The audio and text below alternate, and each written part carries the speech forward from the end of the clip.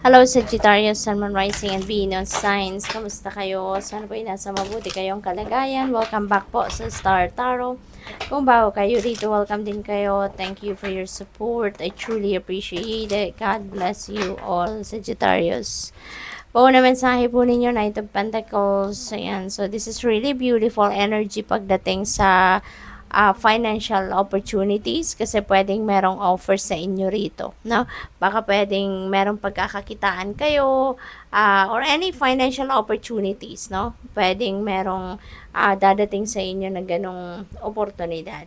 At maganda rin dito, no? Para sa iba sa inyo, natuto na kayo. No, you are smarter, you are wiser.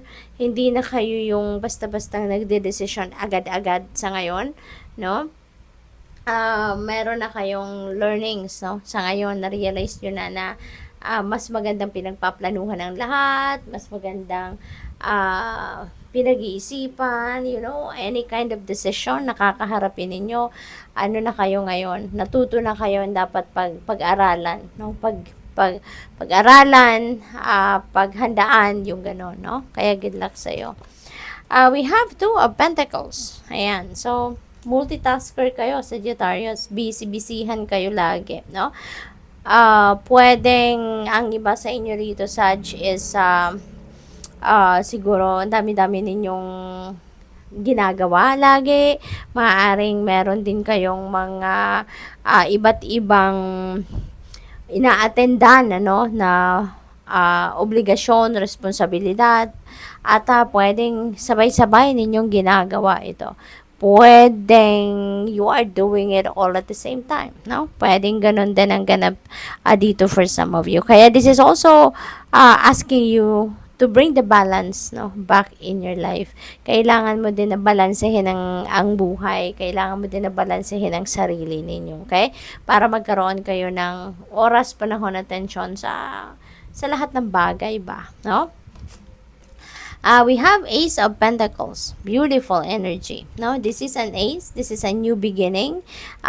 Since this is Pentacles, this is money. No, so napakaganda kasi magsisimula kayo dito ng bagong ganap sa buhay. Magsisimula kayo dito ng bagong sitwasyon pang kaperahan. Ito na yung simula. No, this could be the start of you. This could be the start of you building your financial empire, 'di ba? Stabilizing your finances, 'di ba? Yung ganon. Mababago na ngayon yung inyong financial landscape. Meron na ditong pagsisimula ng more abundant and prosperous life. Kaya napakaganda.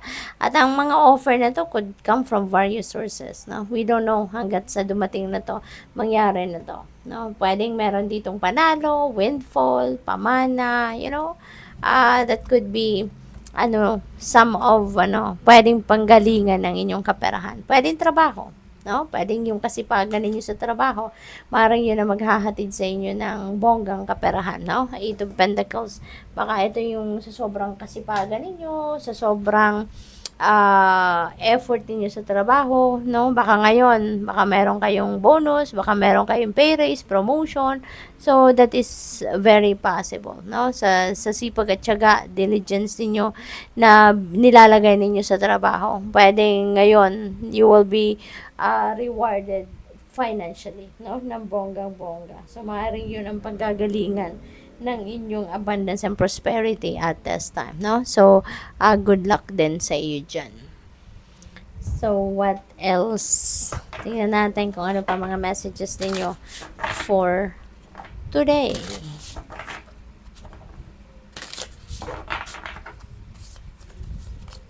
So, we have overflow, overwhelm, and plenty. Ayan. So, siguro, feeling ko, overflowing of financial opportunities or baka financial blessings, no?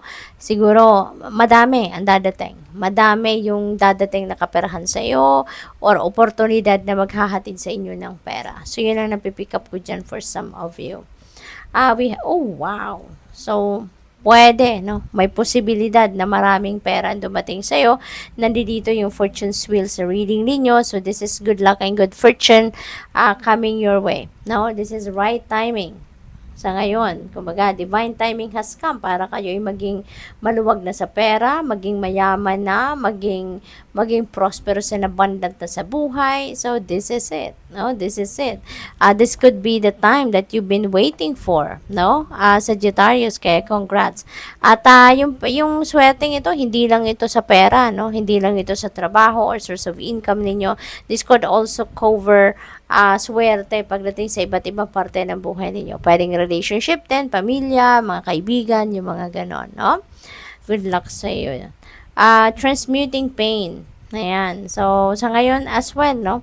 Gumagaan or gagaan na yun din yung inyong pakiramdam. Kasi sa ngayon, maybe you are already realizing, no, na kailangan na, no, na i-transmute na ninyo yung sama ng loob ninyo, yung resentments ninyo, yung heartache ninyo na naranasan ninyo or naramdaman ninyo lately or in the past, you are going to manage to transmute that into something positive, no, which is love.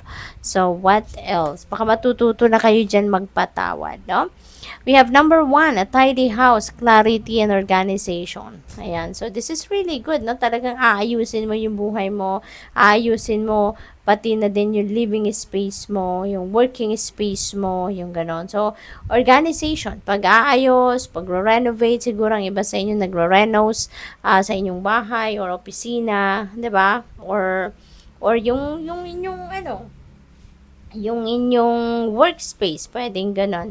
Pwede rin, na hindi lang ito sa physical space ninyo to, pag-organize ninyo, paglilinis ninyo, pwede rin na sa sarili ninyo, yung isip ninyo, yung damdamin ninyo. So, pwedeng yun din ang i-organize ninyo sa ngayon. Baka gagawin din ninyo na magninilay-nilay kayo, magmumuni-muni kayo, and you're going to figure out ano yung mga kailangan pang nandiyan sa buhay ninyo, ano yung mga hindi na, 'di ba? So, pwedeng ganun din ang ganap dito for some of you. So, what else? We have deep knowing. Ayan, you know a lot of things already. You know a lot, no? You have gained a lot of wisdom na sa buhay ninyo, Sagittarius. Marami na kayong alam sa buhay, marami na kayong natutunan, marami na kayong pinagdaanan, no? Sa buhay ninyo. Kaya naman, emotionally mature na kayo. Kaya naman, parang sisiw na lang sa inyo, no? Sisiw na lang sa inyo ang mga ang mga problema, ang mga obstacles sa buhay, alam niyo na kung paano ina-navigate ang mga yan. Kaya parang gagamitin niyo ngayon, no? Yung kaalaman ninyo, yung wisdom ninyo, you're going to apply that ngayon sa inyong mga sitwasyon, no? Masosolve ninyo yung mga problema ninyo. Leg up.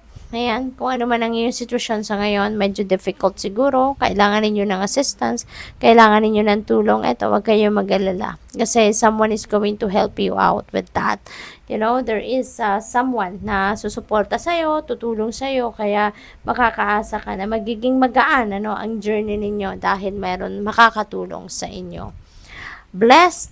Ayan. So, this is an amazing things, no? Or amazing things are about to happen sa buhay ninyo. Maraming magagandang bagay ang dadating, magagandang pangyayari ang dadating sa buhay ninyo. No, you will be blessed. You will be receiving a lot of blessings, no? Marami na kayong biyayang natanggap from the divine and mas marami pa ang parating, okay?